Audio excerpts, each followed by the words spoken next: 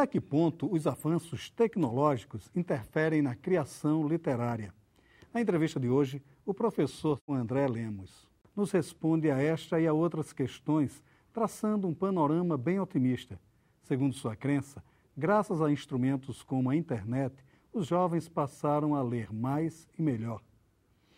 Na dica de leituras, um mergulho na obra de Manuel Bandeira, na análise de Carnaval e meus poemas preferidos. Agora a gente conversa com André Lemos. André, bom, você terminou se especializando, estudando o fenômeno dessas novas mídias da internet, o Twitter. De qual maneira esses novos mecanismos têm definido culturalmente, redefinido culturalmente os movimentos culturais mesmo, essas manifestações culturais? Certo. Uma das características da internet é que ela, de alguma maneira, transformou as pessoas em produtores de informação e distribuidores de informação. Então a gente vinha de uma cultura de massa na qual nós éramos consumidores.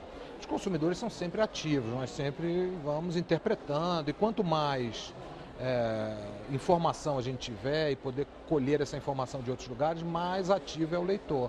Mas a cultura de massa é uma cultura para leitores, para pessoas que vão ali consumir a informação com pouca possibilidade de produzir e com menor ainda de distribuir. Mas, claro, podia fazer um livrinho assim xerocado e distribuir, uma rádio pirata, mas as possibilidades eram muito pequenas. A grande característica da cultura digital é que ela vai possibilitar uma comunicação na qual o funcionamento da internet é esse. Se as pessoas não produzirem nada, a internet não existe. Desde um e-mail, né, até as redes sociais hoje, é isso que a gente faz. A gente produz informação, distribui informação.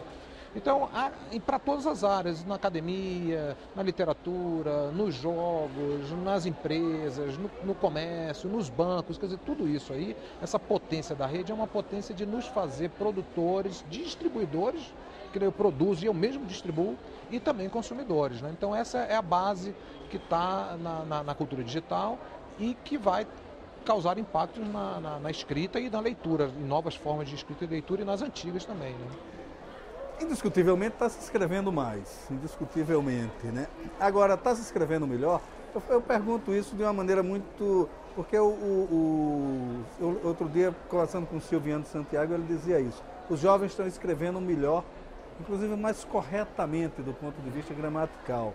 Quer dizer, como é que isso está se dando? Olha, eu acho que eles estão escrevendo mais, eles estão lendo mais, em vários suportes, essas pesquisas mostram isso.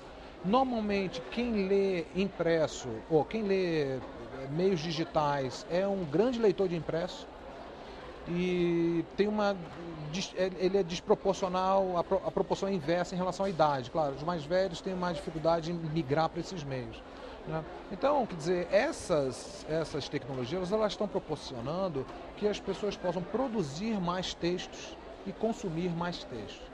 Eu não sei se estão escrevendo melhor, tá certo? Eu não sei. Eu sei que eu acho que a possibilidade de você expandir, que as pessoas possam, sobre vários formatos, colocar as suas ideias, os seus sentimentos, contar histórias, eu acho isso já muito positivo e cabe a gente esperar um pouquinho mais para talvez saber se estão escrevendo mais ou menos. Eu acho que tem outras formas de escrita, tá certo?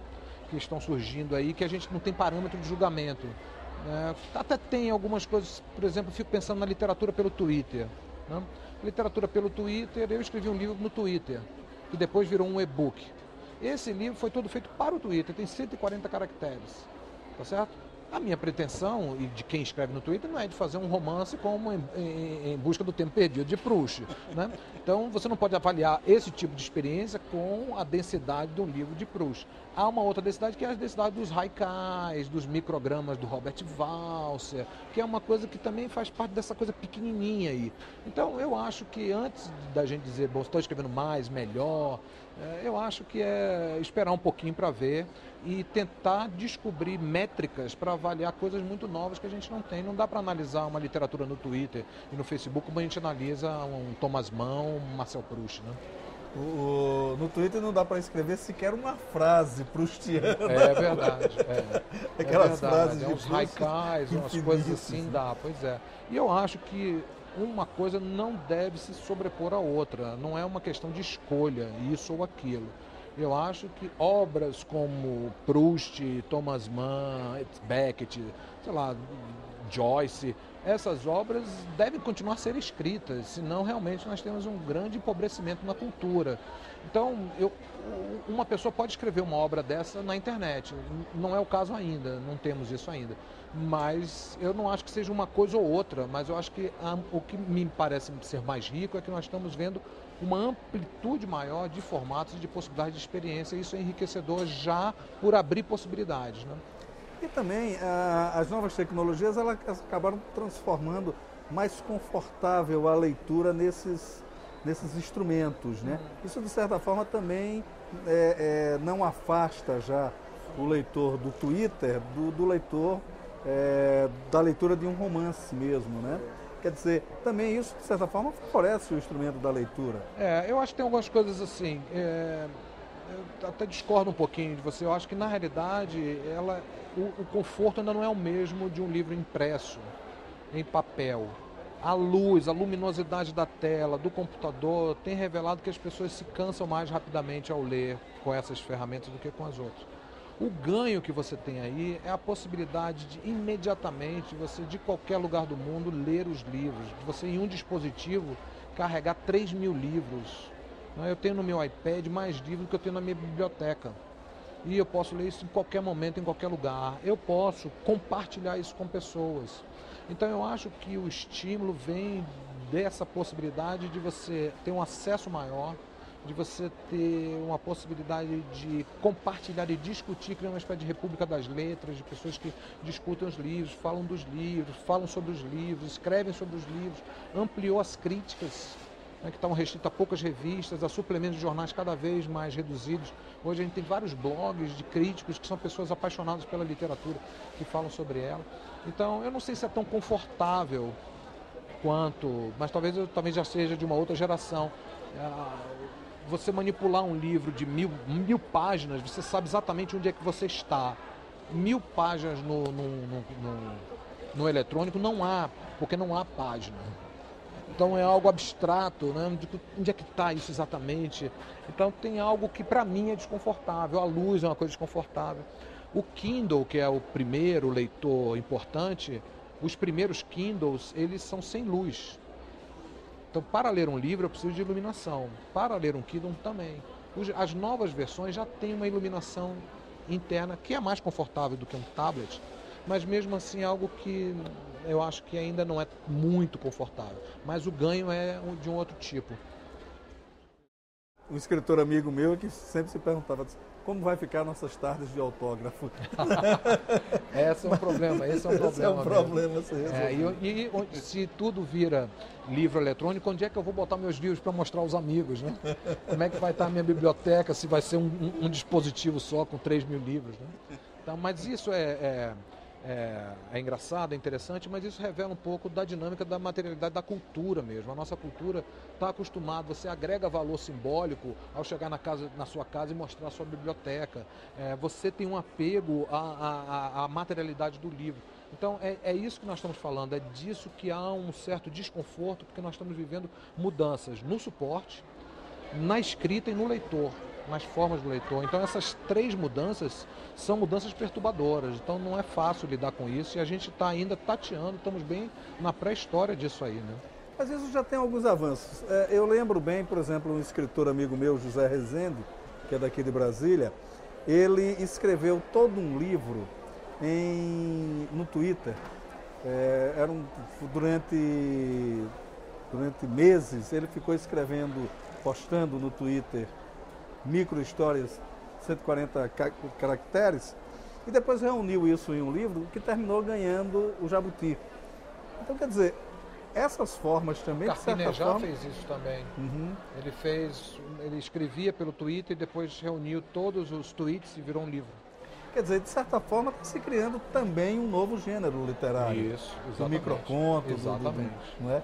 Quer dizer, como é que isso se processa? Então, que eu mostrei na minha fala hoje aqui na Bienal foi um pouco isso, assim, que a gente tem escrita para telefone celular via SMS, romances, novelas via telefone celular. Você tem experiências em Twitteratura, que é essa. A gente tem experiências com Facebook. Não só tem pessoas escrevendo livros no Facebook, como tem pessoas que escrevem no Facebook como se estivessem fazendo crônicas. Eu mostrei algumas de pessoas que são meus amigos, que todo dia eles escrevem como se fossem crônicas das suas vidas. Então é um espaço literário ali.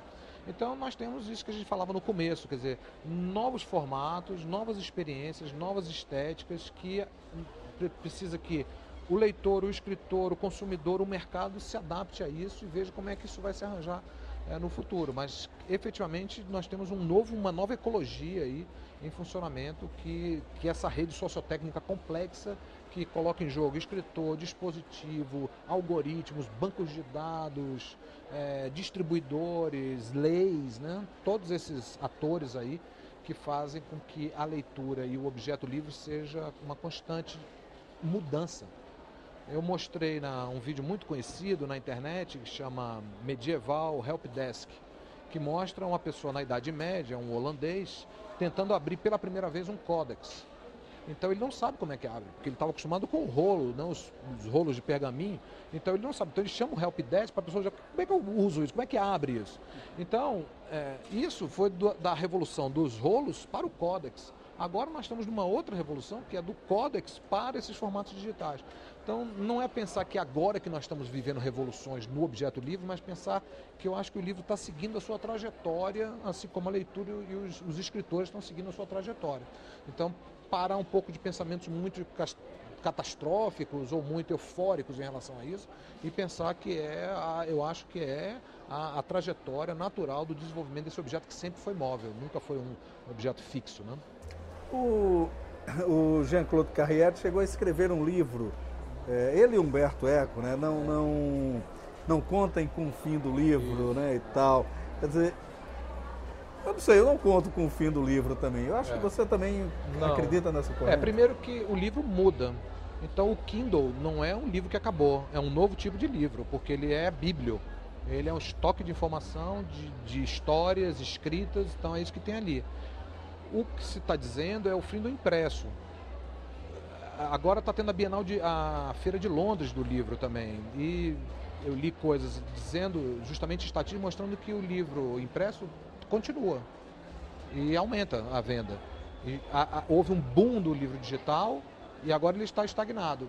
Como entrou numa nova ecologia, barateou o impresso. Então as pessoas vão agora comprar impresso também. Então eu acho que não, eu acho que tem um espaço para convivência do impresso e desses novos formatos do livro, que também é livro, isso também é livro, mas são novos formatos. Eu tenho uma hipótese assim, meio futurista, que eu acho que no futuro a gente vai ter livros impressos que sejam livros no qual o papel tem um papel importante na coisa. Né? Sei lá, o livro do Sebastião Salgado, de quase 1 metro, com fotografia. Uma coisa dessa no digital não tem o mesmo impacto que você tem ao manusear a foto e ver a foto impressa. Um livro acadêmico, que é texto, não tem muito sentido ele ser produzido em papel. Circula mais rápido. Ou mesmo livro de ficção que você lê rapidamente, coloca na biblioteca ou dá para um amigo. Não tem muito sentido ele ainda continuar sendo produzido em papel. E eu acho que no futuro talvez a gente volte para algo que seja de mais proximidade. Não ir para uma mega store comprar livro, porque não vai fazer não tem mais necessidade disso, eu posso comprar diretamente rápido pela internet, mas sim pequenas livrarias, onde eu vou ter uma pessoa ali que é um aficionado pela literatura, um conhecedor do livro, que pode me dizer, olha, esse livro é um livro importante, que eu volte para comprar aquelas edições de livros impressos. Eu acho que a tendência é de também voltar às pequenas livrarias num futuro aí, mais para frente, né? Mas pode ser ilusão.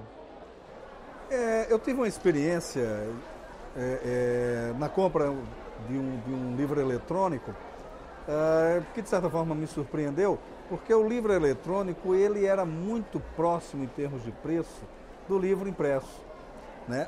As editoras ainda, não sei se pelo menos aqui no Brasil ainda não se adaptaram a essa correlação de preços, né? Quer dizer, como é que está se processando isso? É verdade. Não, você tem toda a razão. Eu tive uma experiência também agora. Fui comprar um livro de um autor americano que eu gosto muito, que é o Don DeLillo. Fui comprar o livro em português. Custava X. Aí eu entrei numa loja americana para comprar o impresso, o digital em inglês. Era um terço do valor. Né? E o digital dele aqui no Brasil, o preço era muito similar ao impresso. Então ainda está faltando uma organização melhor do custo do livro, porque assim vai ser muito difícil as pessoas abandonarem o impresso para migrar para a literatura do digital, né? Então acho que não justifica, né? Não justifica. Mas não sei, não sou muito especialista nessa área, assim, mas eu acho que o preço ainda é muito alto dos livros digitais em comparação às versões impressas, né? Eu também tenho assistido um fenômeno que é bastante curioso. As escolas hoje elas pedem que os alunos tenham o tablet, né, esse suporte, e que os livros, vai melhorar até a coluna, que ele já não vai precisar carregar bandas, mochila pesada, né? Quer dizer, como é também que você vê esse andamento desse novo fenômeno também? Eu acho que é interessante, acho que a gente nunca deve ficar refém, eu sempre digo isso para os meus alunos, a gente não deve ficar refém nem dos fatos, nem dos artefatos. Porque agora é um tablet, amanhã já é um outro sistema, antes do tablet era um computador por criança, foi abandonado e vem os tablets. Então acho que a gente tem que ter muito cuidado com a onda de desenvolvimento desses dispositivos. Mas eu acho que é válido, eu acho que é interessante. Eu tive uma experiência agora mesmo com a minha filha, a escola pediu para ela ler o livro O Guarani. Eu não achei o Guarani. Não achei para comprar, fui nas várias livrarias da cidade, não achei para comprar e comprei imediatamente eletrônico. Então ela está lendo no telefone celular, porque ela não tem um tablet ainda, ela está lendo no celular o Guarani. Mas ao mesmo tempo eu comprei o impresso pela internet para ela ter as duas versões e ela poder passar de uma versão para outra. Então eu acho que é interessante, eu acho que não tenho nenhuma nostalgia do livro impresso, do cheiro das páginas. Acho que não, mas tem horas que a gente tem que avaliar o conforto, né, de uma coisa e de outra. O dispositivo, telefone celular ou tablet, ele é interessante para isso se você ficar offline, né? Porque senão ele é um lugar de muita dispersão. E eu acho que o importante da leitura também é essa possibilidade de você poder se isolar, né? Porque essas tecnologias, embora fale muito da internet, a internet isola, os computadores isolam as pessoas, isso é uma besteira. No fundo, o problema da internet é que nós não conseguimos nos desconectar. Esse é o problema. O importante, meus alunos usavam a internet, o computador, tablet, celular nas minhas aulas. E eu dizia, bom, tá ótimo, vocês podem usar para colocar coisas que a gente está fazendo aqui no Twitter, no Facebook. Quando eu olhava o Twitter, não tinha nada, nunca. Então eles estavam em outra coisa, eles não estavam isolados, lendo Balzac, né, no celular, eles estavam vendo o Facebook, mandando e-mail, tweetando outras coisas fora da aula. Então, eu acho que um dos desafios é voltar para algo introspectivo e que a gente possa, em alguns momentos, se isolar para poder efetuar a leitura. Hoje tem uma entrevista muito interessante na Folha do Harold Bloom, em que ele dizia que, primeiro ele dizia assim, em relação à cultura do visual, ele falou assim, a cultura do visual é interessante, mas a cultura no qual eu sou ativo é a da leitura. E é verdade, porque eu posso ver televisão de uma maneira totalmente desconectada. E eu estou ali na frente. Mas ler um livro, ou você é ativo na história, ou você não lê o livro. E outra coisa que ele dizia era da importância mesmo da concentração na leitura. E que ele dizia que faz os alunos dele, de vez em quando, se isolarem no lugar e lerem em voz alta. Que era importante ler em voz alta para ouvir o autor que está escrevendo. Então isso é uma coisa bacana, que eu acho que a gente deve fazer essas coisas. Eu acho que tem que buscar uma experiência mais completa da leitura mesmo. É um novo mecanismo que vai influenciar, mas a gente sempre continua sendo única e exclusivamente leitores. Isso, e a gente tem que expandir as formas de leitura e as formas de escrita. Tudo é bom para expandir formas de escrita e leitura, eu acho. Tá ótimo. Okay. André, muito obrigado. Eu que agradeço a oportunidade, foi um prazer. Obrigado. Uma questão bem discutida entre escritores é como se dar a construção de uma obra. Jorge Amado dizia que este deveria ser o foco primário de todo escritor. Manuel Bandeira, por exemplo, nunca perdeu este foco. A reedição de sua obra pela Global mostra como o poeta cuidou de sua arte. Seu livro Carnaval, lançado em 1919, é um volume de transição entre a estética parnasiana e o modernismo puro. Sua importância, no entanto, é um anúncio que faz sobre esta carreira que vai se formando com coerência e lirismo. Poeta intenso, Bandeira sabia muito bem intermediar seus sentimentos com a estética. Embora ainda timidamente moderno, Carnaval apanha todos os lados da festa, da efusão à melancolia, para fazer um mergulho profundo na vida. Seu Arlequim se degrada ao mesmo tempo em que os sapos ironizam os sonhos de nobreza. E tudo isso revestido com um conhecimento profundo da cultura humanitária. Ele vai da Grécia ao Recife para mostrar que a alegria é um sentimento humano e, como tal, passível de máculas e dores. E assim faz um livro uno, onde, mais que um simples carnaval, fala mesmo é dos homens que o fazem. Manuel Bandeira confessou em poesia a obstinação em se fazer poeta. Criou-me desde menino para arquiteto meu pai. Foi-se-me um dia a saúde. Fiz-me arquiteto? Não pude. Sou poeta menor, perdoai. O poema Testamento está em outro livro agora relançado pela Global, Meus Poemas Preferidos, uma coletânea organizada pelo próprio Bandeira, onde ele pôs, inclusive, poemas que traduziu. Além de um testamento de sua obra, o volume é um roteiro de sua devoção à poética. Bandeira foi um poeta que transitou por todos os matizes de sua arte, mesmo sem nunca perder a base profunda dela.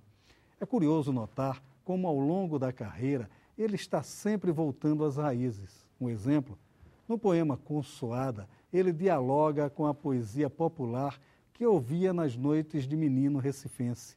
Em toda a obra, no entanto, está o toque inconfundível de uma lírica que se forma a partir da junção do talento com o conhecimento. Enfim, a riqueza de Manuel Bandeira está no mérito de não rejeitar nenhum sentimento lírico, desde que este venha com a verdade da arte. Uma poesia que dá sentido à vida, Carnaval e Meus Poemas Preferidos, de Manuel Bandeira. O Leituras de hoje fica por aqui, e você bem pode ficar na companhia de bons autores e bons livros. Até nosso próximo encontro.